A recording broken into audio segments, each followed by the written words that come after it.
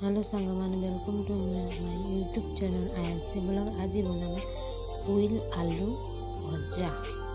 तार लगी आनिबा उइल आलू भजा मिर्चा ताके छिलका निके देमा। छिलका निके सारला पर छोट छोट पीसेस से काटी देमा।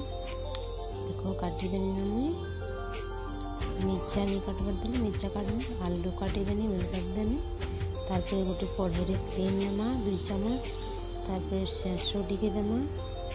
सरसों हो गला मिर्चा के देमा मिर्ची हरी मिर्ची मिर्चा देखो आम टिके हो गलानी।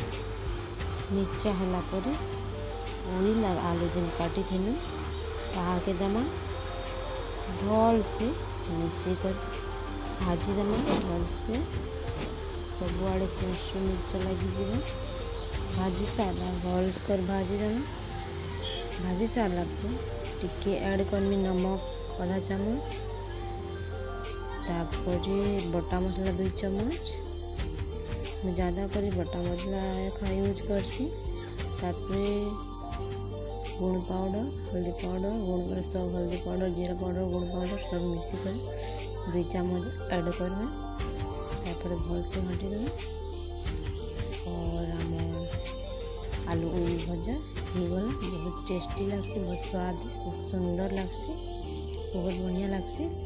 तुम भी ट्राई करबो और भल लगला तो लाइक कमेंट और शेयर करबो। थैंक यू धन्यवाद मोर वीडियो देखबार लगी सांग माने।